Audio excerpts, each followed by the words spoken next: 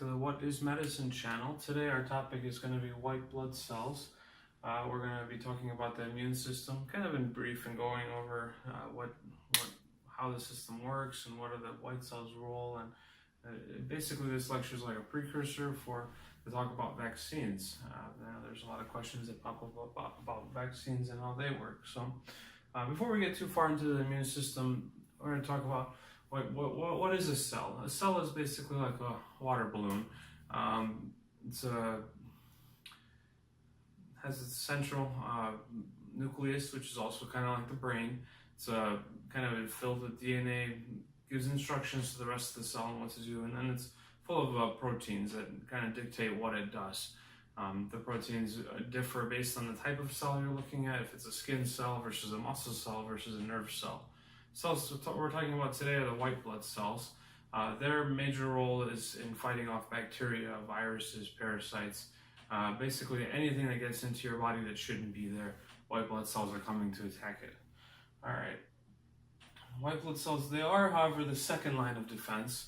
First line of defense is like your skin. It's a barrier, prevents these foreign bodies, bacteria, viruses, etc., from getting into inside your bloodstream. Once they're in, the white cells kick in. Their job is to eliminate any potential threats to your body. So like I said, they fight off infection. Certain diseases will have elevated levels of white cells, autoimmune diseases, for example, and certain allergies are associated with certain types of white blood cells, which we'll go in a little bit further. Leukemia is a type of cancer. It's a cancer of your white blood cells. You end up having increased or decreased numbers, atypical ones. I have some pictures to talk a little bit more about it in this lecture. And certain medications, mostly steroids, increase your white blood cell numbers. And we'll talk a little bit more about that as well. So the premier white blood cell is this neutrophil. So it's kind of circular, has multiple, this is the nucleus I was referring to earlier, and you can see in the image here. Now the nucleus is the brain of the cell. This one has multiple lobes in its nucleus, kind of helps us identify what it is under the microscope. These are mostly associated with bacterial infections. What they do is they mostly will consume the bacteria and break it down, or they'll release proteins from the outside of the neutrophil's cell. So these are full of little proteins, and they'll release these proteins to damage the bacteria outside the cell. So they do compromise. Compromise about 50 to 75% of the types of white blood cells that we see in the body. So they are the majority, can be up to 70%. Certain things will make your numbers skyrocket, like smoking or steroid use. So one of the interesting things about these white blood cells is that there's a much higher number than what we see in the blood when they do the testing. They are anchored to the blood vessels, and once we have an infection or take steroids, they get mobilized and they shoot out into the bloodstream, so your numbers begin to skyrocket. And again, they are associated with certain types of leukemias. Okay, moving forward, not backward. All right, next is our lymphocyte. This is second, most frequent white blood cells seen in the bloodstream. It can be up to about 50% in normal people. Again, if you have cancer, or in this case, if you have a viral infection, the numbers can be quite a bit higher. So these work there's different. So lymphocytes are the second most common, but they also have a wide variety of subtypes. Certain types produce antibodies. Other types, cytotoxic ones, are kind of cool ones that they go and find sick cells other than white blood cells. So they'll go and find like a skin cell that may be infected with a virus or bacterium, and the cytotoxic T cells instruct the cell to kind of kill itself through a process called apoptosis. It's kind of a fascinating way to work. So as I said, so they're implicated in certain types of cancer. Also, these are like the principal cells that make our immune system respond with vaccines. So depending on the type of vaccine, I'll go into different types of vaccines in the next lecture. Depending on the type of vaccine, these cells will produce antibodies against the pathogens, and Antibodies are kind of shaped like a Y. They're these proteins that are shaped kind of like this Y. And so these are like the markers you see on the trees when they're cutting down forests, like the X's. These bind to they can bind to viruses, bacteria, parasites, even your own cells and autoimmune diseases. And they're markers for the spleen to remove whatever's in the body. In the bloodstream, they're markers for the other white blood cells to attack. So if a neutrophil or monocyte macrophage, and I'll show that next, sees this bound to something, though that it's kind of like a signal that this is foreign and we should be attacking it.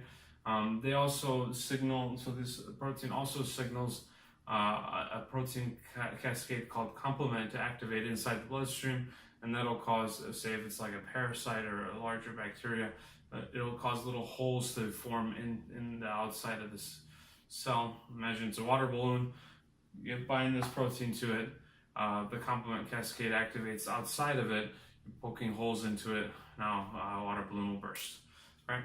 So a lot of different functions and roles for antibodies. Antibodies are nice that once you get an infection, your body makes antibodies against them. Antibodies stay in your body for decades. Sometimes, like if you think about vaccines, some vaccines you never need a booster because your body will have the antibodies in there for decades. Now, when you get vaccinated, a good immune response to a vaccine is production of antibodies. Sometimes you need boosters to produce an adequate response. We'll talk a little bit more about that when we get to the vaccine lecture. But in a nutshell, for this lecture, these antibodies are for long-term protection against bacteria. One interesting note is that when a new baby is born, they don't produce antibodies for the first 2 to 3 months. All the antibodies they have, all the immune protection they have, come from the mother's antibodies, which are passed through the placenta. So that's kind of an interesting thing. After about 2 months, they start making their own antibodies. So next we got monocytes. Monocytes are much bigger than neutrophils. They work kind of the same way. They still eat the bacteria and parasites, etc. The big difference is monocytes are considered antigen-presenting cells, so they work with the lymphocytes to help them develop antibodies against foreign pathogens. So they are kind of a key key part of the immune system. Again, they are involved in certain types of cancer. Some of the less frequent types of cancer involve monocytes. And in the blood, they're about 10 to 15% in normal people. So eosinophil, this is kind of very similar to a neutrophil, can have multiple lobes. It's named eosinophil because the proteins inside of it make more of an acidic response. You end up with this orange coloration in the proteins. Now, people who have seasonal allergies that are very severe will often have elevated levels of eosinophils. Typically, normal people will have about 0 to 5% in their bloodstream. And then certain parasitic infections, eosinophilic granules, which are the proteins that you see here, they are really effective against certain parasites. So people have parasitic infections will have high levels of eosinophils. Actually, there's some videos you can find on YouTube where you can see the eosinophils actually attacking the parasites in live video under the microscope, which is kind of cool. And then certain autoimmune diseases and certain cancers will have elevated eosinophils as well. Basophil, jumped too fast. Okay, basophil, similar to the eosinophil. Now its proteins are basic, so basophil, the proteins are blue under the microscope based on their acid base. Again, similar to eosinophil, it's named based on the color of the proteins. Actually, the neutrophil is as well. The neutrophil, the first one we talked about, it's just somewhat neutral, the proteins, so neutrophil. Eosinophil, eos is a little bit more acidic, and then basophil, basic, kind of the naming. And then monocyte, one lobe nucleus, mono. So kind of interesting naming mechanisms. But all right, so talking about basophils, certain infections would cause you to have an elevated basophil count. When you have an allergic reaction, say You're allergic to peanuts, you eat peanuts, the proteins in the basophil get released, they get activated via the immune response, and they're kind of the reason you end up with the swelling and the redness and the itching. They're involved in that, but they are also involved in some types of cancer. Normally people have very low concentrations in their blood, like less than 5%. Again, if you have certain types of cancer, they can be higher.